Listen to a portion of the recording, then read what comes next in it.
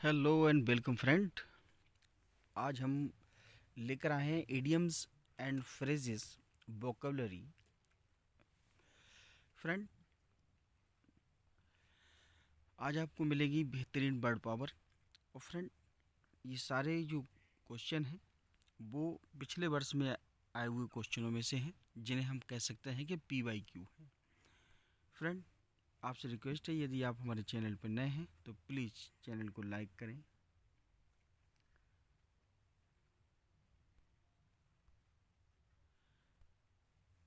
Subscribe कर लें, bell icon press कर दें जिससे नोटिफिकेशन मिलता रहे। फ्रेंड, वीडियो अच्छी लगे तो कमेंट ज़रूर कीजिए। फ्रेंड, बिना किसी देरी के चलिए शुरू करते हैं। सबसे पहला क्वेश्चन आपकी अपनी स्क्रीन पर। Friend, aids at somebody's expense. At somebody's expense का क्या अर्थ होता है?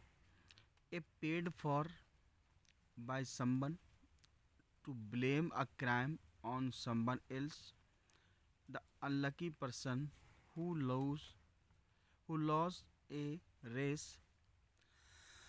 If one person benefits, it is always at the loss of another. तो इसका राइट आंसर क्या होगा फ्रेंड? तो देखिए, इसका जो राइट आंसर होगा, paid for by someone. At somebody expense का अर्थ होता है paid for by someone's. Friend, तो इसका जो राइट आंसर होगा वो होगा ए। ठीक है फ्रेंड, चलिए नेक्स्ट क्वेश्चन देखते हैं। एट लार्ज का मीनिंग क्या होता है? एट लार्ज का मीनिंग क्या होता है? A very big opportunity, a criminal escaped और not yet captured, to have a big heart, a big appetite. इसका करेक्ट आंसर क्या होगा? तो देखिए फ्रेंड, एट लार्ज का मतलब होता है अ क्रिमिनल escaped और नॉट एट कैप्चर। जी हाँ फ्रेंड, हमारा जो बी वाला ऑप्शन है वो बिल्कुल राइट होगा। B for Bombay is the right answer. चलिए फ्रेंड, नेक्स्ट क्वेश्चन देख लेते हैं। अ बाक ऑफ लाइफ। अ बाक ऑफ लाइफ का मीनिंग क्या होगा? An easy comfortable life, not necessarily prosperous, the most important day of your life, a persons occupation और position society, walking is the best form exercise. Question number 3 में right answer क्या होगा? जी हाँ, question number 3 का right answer होगा friend C, a persons occupation और position society. ठीक है फ्रेंड, चलिए question number 4। After ones own heart. After ones own heart का मीनिंग क्या होता है? शेयरिंग और हैविंग वंस टेस्टीज और views, infatuation with a person which is not reciprocated, memories something by heart, don't have the courage to something bad for a good person। तो इन सब में हमारा राइट आंसर कौन सा है? क्वेश्चन नंबर 4 का right answer कौन सा है? तो देखिए, आफ्टर वंस ओन हार्ट जो है, इसका सही आंसर होगा शेयरिंग और हैविंग वंस टेस्टीज और व्यूज़। अपने विचारों की अदला बदली करना, शेयर करना, किसी को साथ अपने विचारों को साझा करना, इसे कहते हैं आफ्टर वंस ओन हार्ट। ठीक है, अपने दिल की बात कह देना। ठीक है फ्रेंड, तो A for America is the right answer. जी हाँ friend, A for America is the right answer. Next question पे चलते हैं। Question number 5। Ask for trouble. Ask for trouble क्या act in a way that is likely to incur, problems of difficulties, क्या be the self appointed guardian of your neighbourhood, a clumsy person who keeps making mistakes, a person who has no work is bound to create trouble for others. क्या होगा friend question number 5 का right answer? तो देखिए a person who has, एक मिनट, a person who has no work is bound to create trouble for others, तो ये तो बिल्कुल नहीं है। A clumsy person who keeps making mistakes, ये भी नहीं है। Be the self appointed guardians of your neighbourhood, तो ये भी नहीं है। कौन सा है? Act in a way that is likely to incur problems और डिफिकल्टीज, जी हाँ फ्रेंड, ए वाला। तो क्वेश्चन नंबर 5 का जो राइट आंसर होगा वो होगा ए फॉर अमेरिका। आप क्वेश्चन नंबर 6 की तरफ चलते हैं। देखिए friend, at at top of your lungs, तो क्या होगा? B habitual smoker, B breathless after an exhausting physical task, feel suffocated in a very crowded place, extremely loudly. इसका राइट आंसर क्या होगा? क्वेश्चन नंबर 6 का राइट आंसर क्या होगा? जी हाँ फ्रेंड, देखिए at at top of your lungs, जब फेफड़े ज़्यादा ज़ोर से चलने लगते हैं तो क्या होता है? एक्सट्रीमली लाउडली, बहुत ज़ोर से। ठीक है, तो डी इसका राइट आंसर होगा। अब क्वेश्चन नंबर 7 की बात कर लेते हैं। ऑल थम्स, ऑल थम्स का मीनिंग क्या होगा? Permission from the concern people to go ahead, a crowd cheering their favourite team, physically awkward, especially with respect to the hands, an illiterate person who cannot sign his name। तो देखिए friend, question number 7 का right answer क्या होगा? देखिए इसका अर्थ है a crowd cheering their favourite team. All thumbs का मतलब होता है अंगूठा दिखाकर लोगों को, जैसे ये इस तरह से अंगूठा दिखाकर, ये थम ऊपर करके बात की जाती है ना, तो बी वाला इसका जो राइट आंसर होगा, B for Bombay is the right answer. ठीक है फ्रेंड, क्वेश्चन नंबर 7 का बी है। अब देखते हैं next question. Question number 8, a bed blanket. A bed blanket का मीनिंग क्या होता है? A safety net of precaution from fires, a person who discourages enjoyment or enthusiasm, enthusiasm, sorry, an extremely uncomfortable place to sleep, a trick to shoo away unwelcome guest। तो question number 8 में हम किसके साथ जाएंगे? कौन सा हमारा right answer होगा? क्वेश्चन नंबर 8 का राइट आंसर होगा हमारा फ्रेंड बी। जी हाँ friend, B is the right answer. A person who discourage enjoyment और एंथुसियाज्म। ठीक है, तो B for Bombay is the right answer. चलिए नेक्स्ट क्वेश्चन पे देख लेते हैं। नेक्स्ट क्वेश्चन हमारा क्या कहता है? अगला क्वेश्चन है a thorn in the flesh. A thorn in the flesh का मीनिंग क्या होता है? To fight despite being injured, a minor discomfort which is easily ignored, a source of continual announce or a trouble, a person within close family whom you secretly hate।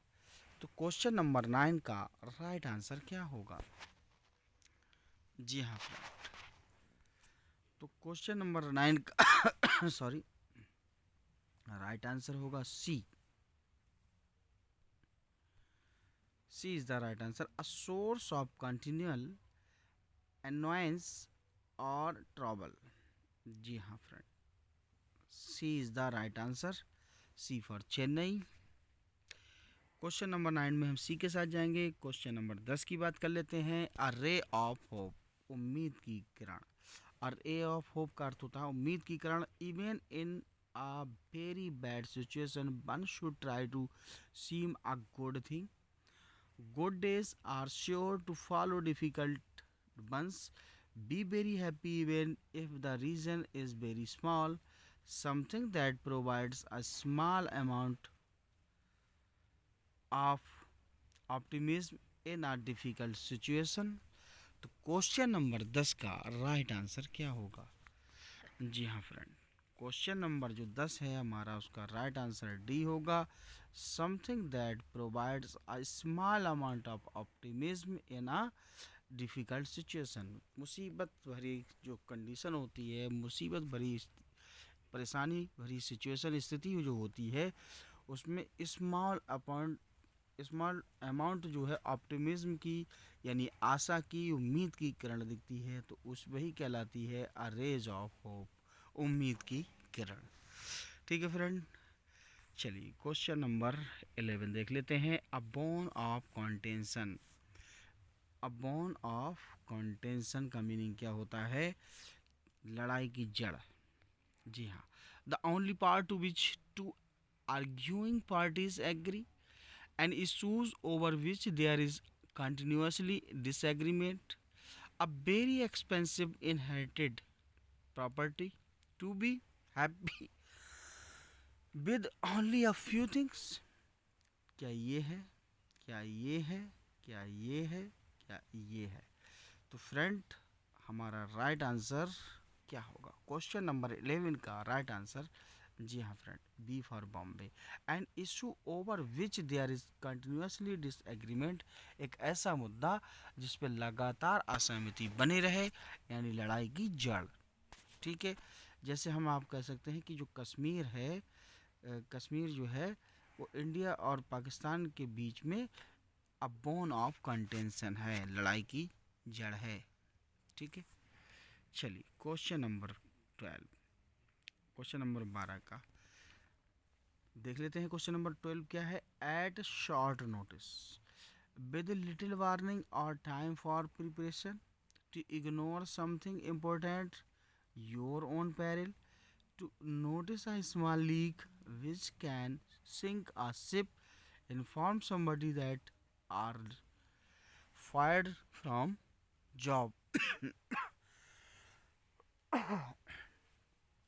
Sorry, question number 12 का right answer क्या होगा? जी हाँ, with little warning और time for preparation. देखिए, छोटे से समय में, कम समय में, एक मिनट, कम समय में जो हम प्रिपरेशन करते हैं उसकी हमें सूचना मिल जाए तो एट शॉर्ट नोटिस कहेंगे।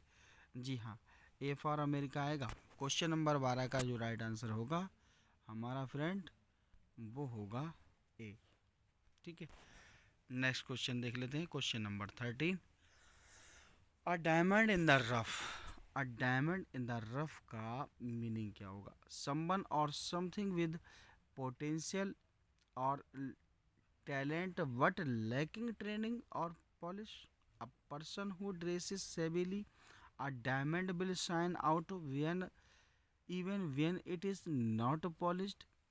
A person of character will shine through even in tough times. तो इसका जो राइट आंसर है वो क्या होगा? Question number 13। क्वेश्चन नंबर 13 जो होगा, समवन और समथिंग विद पोटेंशियल और टैलेंट बट लैकिंग ट्रेनिंग और polish. A diamond in the rough का अर्थ ये होता है कि ऐसा हीरा, ऐसा व्यक्ति जिसके टैलेंट को तराशा ना गया हो, उसके टैलेंट को निखारा ना गया हो। ठीक है फ्रेंड, हीरा तो है लेकिन टैलेंट जो है उसका संसार के सामने प्रस्तुत नहीं किया हो, रिप्रेजेंट नहीं किया हो, उसके टैलेंट को उभारा ना गया हो, निखारा ना गया हो। अब हम बात कर लेते हैं क्वेश्चन नंबर 14 की। Alphabet soup, a beautiful poem, a text which mores your soul, a book that is close to your heart, a confusion, sorry, a confusing और confuse mixture of things. Question number 14 का right one answer क्या है? जी हाँ friend, a confusing a confusing और confuse mixture of thing. जी हाँ, alphabet soup का जो राइट मीनिंग होता है वो हमारा होता है D. D is the right answer. ठीक है फ्रेंड, क्वेश्चन नंबर 14 का राइट आंसर डी होगा। अब हम क्वेश्चन नंबर 15 की बात कर लेते हैं। 80 चेंज। 80 चेंज का मीनिंग क्या होगा? प्रोफाउंड और notable transformation, an upcoming storm, someone who appear troublesome on the outside but is actually calm deep inside. As you go deeper into the situation you will see a very different picture. तो यहाँ हमें इसका right answer है वो बताना है। Question number 15 का right answer क्या होगा? जी हाँ फ्रेंड, क्वेश्चन नंबर 15 में जाएंगे प्रोफाउंड और नोटेबल ट्रांसफॉर्मेशन। जी हाँ, ठीक है, तो ए इसका राइट आंसर होगा, A for America. Question number 15 का जो राइट आंसर है वो हमारा है फ्रेंड ए। ठीक है, चलिए अगला क्वेश्चन देख लेते हैं। A drop in the ocean. ऊंट के मुंह में जीरा कह सकते हैं इसे। Even a small gesture means a lot to a needy person. To lose someone in huge crowd, a scolding which has no effect on someone, a very small amount compared with what is needed or expected. तो question number 16 का right answer क्या होगा? जी हाँ friend, question number 16 का जो right answer होगा वो हमारा होगा D. D is the right answer. 16 का जो है a very small amount compared with what is needed और एक्सपेक्टेड, कि हमें क्या उम्मीद थी और मिला क्या। हमें बहुत सारे की उम्मीद थी, यूँ मान के चलें जैसे हमें 2 लाख रुपए की ज़रूरत है और हमें 100 रुपये मिले। ठीक है, तो उसे कहते हैं a drop in the ocean, ऊँट के मुंह में जीरा। ठीक है, चलिए क्वेश्चन नंबर 17 आपकी अपनी स्क्रीन पर। An axe to grind. An axe to grind इसका मीनिंग क्या है? One can not cut wood with a blunt axe, to have important jobs to do, have an ulterior motive, a weapon is useful only when it is sharp. तो देखिए 17 number question का right answer क्या होगा? 17 number जो question है उसका right answer होगा have an an ulterior motive. ठीक है फ्रेंड, तो इसका जो राइट आंसर है हमारा वो सी होगा।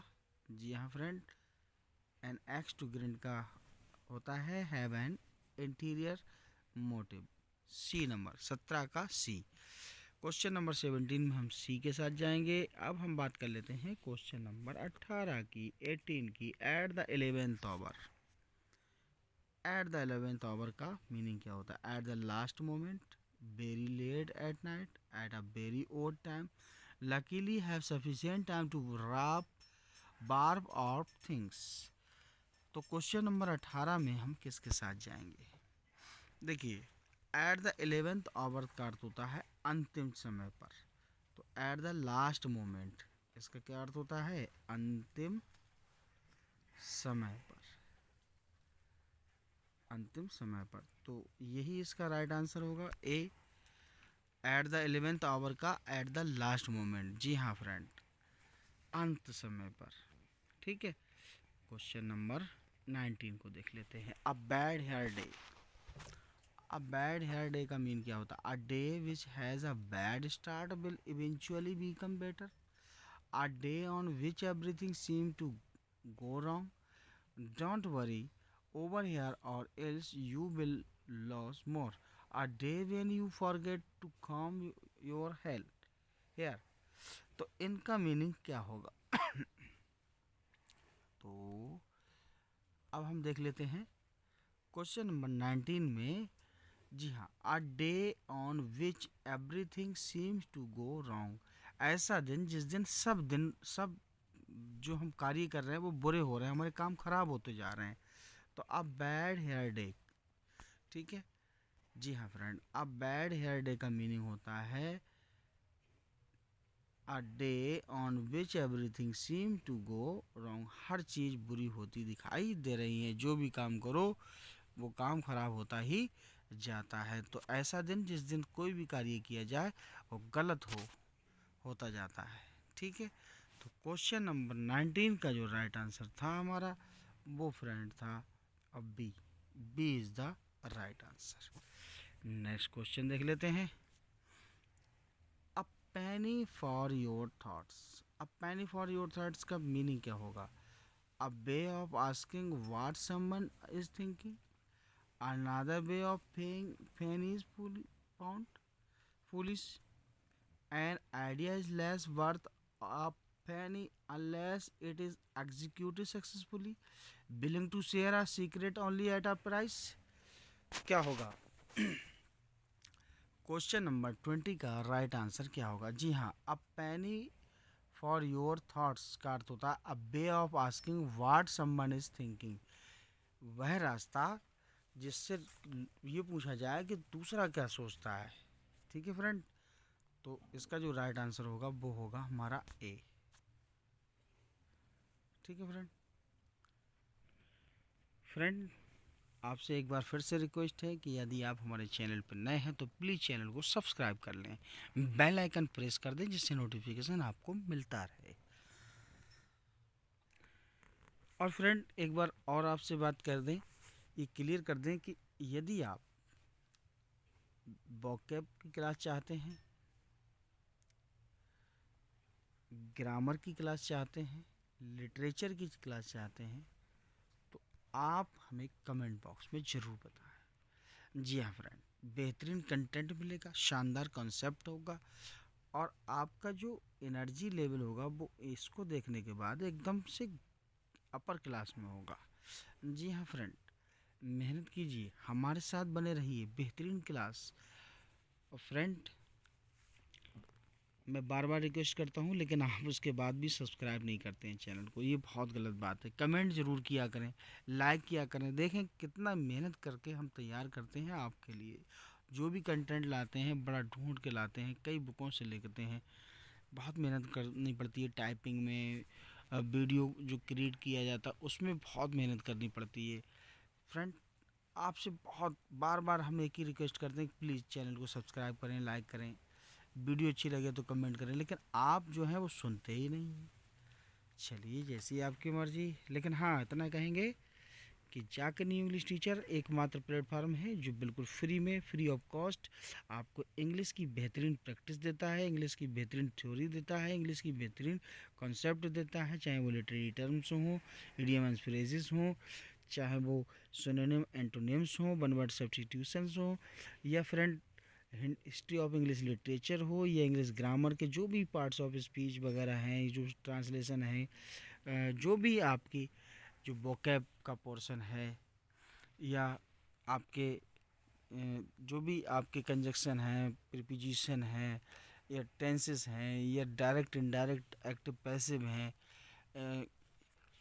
कंपाउंड कॉम्प्लेक्स सिंपल सेंटेंसेस हैं, जो भी ग्रामर की एवरीथिंग है, स्पॉटिंग द एरर्स हो या फिल इन द ब्लैंक्स हो, वन वर्ड सब्जेक्ट कुछ भी हो, X Y Z A to Z. जी हाँ friend, English literature, English grammar और इंग्लिश वोकैब से रिलेटेड जो भी क्वेश्चन होगा वो आपका यहीं सॉल्व होगा, सिर्फ और सिर्फ जाके न्यू इंग्लिश टीचर पर। तो फ्रेंड, आपसे एक बार फिर से मैं रिक्वेस्ट करता हूँ कि मेरे साथ बने रहिए, मेरे चैनल को सपोर्ट कीजिए। ये आपका अपना चैनल है, ये आपका स्टडी चैनल है। आप बेहतरीन इंग्लिश चाहते हैं, अपनी इंग्लिश की लैंग्वेज को अच्छा करना चाहते हैं, आप अपनी प्रोनाउंसिएशन ठीक करना चाहते हैं, आपके जो सिलेबल का जो फ्लो होता है उसको सही करना चाहते हैं, तो सिर्फ और सिर्फ जाकर न्यू इंग्लिश टीचर पर ही आप जुड़ें, ठीक है फ्रेंड। मेरा एक और निवेदन है फ्रेंड कि जो भी वीडियो है आप उसे पूरा देखा करें, वीडियो को स्किप ना किया करें, जब पूरा देखेंगे तभी आपकी समझ में आएगा। और फ्रेंड, जो भी आपको लगता है कि यहाँ कहीं फॉल्ट है या मेरी समझ में नहीं आया तो कमेंट बॉक्स में ज़रूर लिखें, जिससे आपको रिप्लाई मिलेगा। ठीक है फ्रेंड, तो इसी के साथ मैं आपसे विदा लेता हूँ। मैं जाकिर अली, जय हिंद दोस्तों।